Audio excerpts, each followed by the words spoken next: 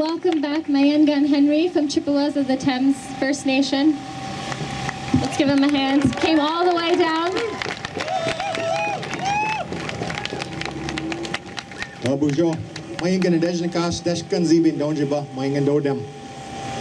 If I can take a moment of your time and talk to outside of who you might be at this moment. Inside, there's something that is very important. Inside of you and each and every one of us, there's something that we call our soul, our mind, our body, and our spirit.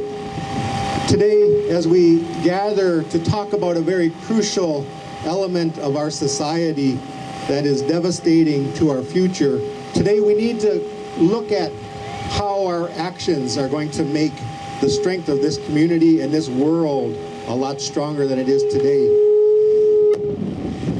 I'd like to take this opportunity to tell you that when this country was built, it was formed, and there was opportunities for signatories to treaties. There was opportunities for signatories to development. There was also signatories to the goodwill and heartfelt strength of all people that lived in Turtle Island or North America. By virtue of the signed agreements, and those signed agreements weren't necessarily always in the form of a contract. Those signed agreements were in a form of stories that were told by our grandmothers and grandfathers. I'd like to offer you a story that I gave to the National Energy Board when they were here in Toronto just last year. One of the stories that I told them was that there was a nation that lives in this land and always have, time immemorial. When the newcomers came to this land, we said that you're welcome. You have the opportunity to live a good life here. There's enough water, there's enough resources, there's enough air, there's enough trees, there's enough of everything for everybody to live in this land comfortably. And as I held this up during the National Energy Board hearings, I reminded them of the story that they were signatories to, that two nations would live in this land side by side and not overtake another nation. You can bring your religion, you can bring your systems of health, you can bring all those things and live comfortably here in this beautiful land that Creator gave us all. But don't ever try to take over from the existing people that have always been in this land. We always have that ability to share these beautiful things that Creator has given us. And as I held this up, this Turo Wampum, to the National Energy Board, I told them point blankly that you're signatories to this agreement, and when you encroach on our national being and in our strength of who we are as the original people of this land, when I'm not able to pick the medicines that I pick for people with cancer today, and one of my jobs in life is to work with people with diabetes and different illnesses, I work with traditional medicine. I pick medicines every year, and I work with people who are in dire need of health strengthening through our natural medicines. And one day, last fall, I took a walk down the Thames River, right near my reserve, and I noticed that our medicines are being depleted. I noticed that with the stuff that's coming out of the major cities that's being dumped and not regulated within the Thames River near London, Ontario, a lot of the medicines that I used to get aren't there no more. I need that medicine to help other people in their illness. And then I took a walk up a little bit north of London, and I noticed the signs that I seen across the road. There were little orange signs that said Enbridge Pipeline. I found where the Line 9 went through our traditional territory, and I was devastated of how close it is to major cities and underneath the Thames River itself.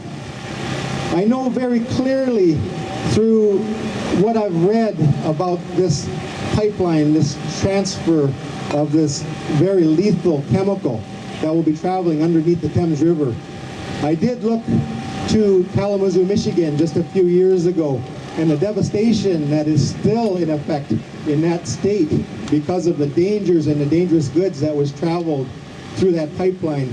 I did find out that it took them 8 hours to come from Calgary, Alberta to Kalamazoo, Michigan to shut off that line. It ran full speed ahead for 8 hours straight before it was even turned off. All that damage that it did to the land will never be fixable. All that damage that it will do to our waters and our rivers and our lakes and our medicines will never be fixed after a spill. Chippewas of the Thames First Nation pleaded our opportunity to look at the duty to consent and accommodate First Nation people when you're delivering such a lethal element to our nation. We delivered a message to the National Energy Board that we're appealing your approval of Line 9 through Ontario, Sarnia, all the way to Montreal. We're going to appeal this until they hear.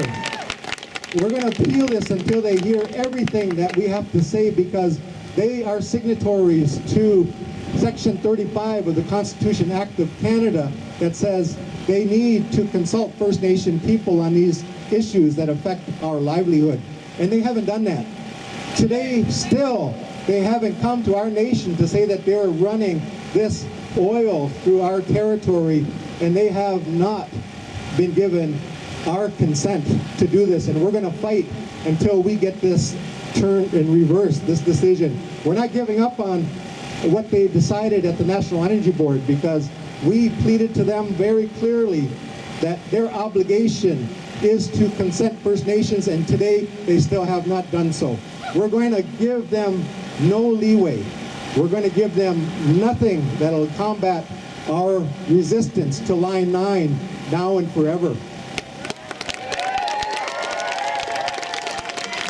My children and all those that come in the future will know that this generation understands the devastation and the effects that this Line 9 will do when that oil travels through. That 40-year-old line, that 38-year-old line, they say it's been tested, but it hasn't. They've never done anything in our community to give us that direction, that they've made any movement to fix that. When we're seeing the fracked oil and we're seeing the devastation and the effects of what's going on, now we're seeing more earthquakes happen. We're starting to see more things happen that never did before.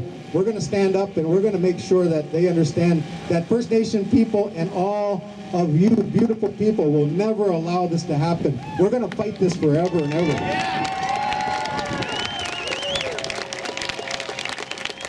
Real quickly, I'm going to give you this.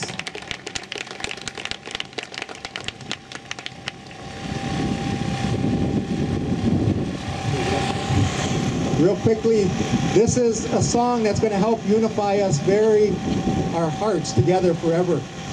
They told us that our Mother the Earth has a heartbeat. She needs the help of each and every one of us. And I want to sing this song to you really quickly to unite all of our hearts today so that we can fight this Line 9 and any environmental distractions that's going to happen in our world. So this song is for us, and this song is for our Mother the Earth. Happy Mother's Day.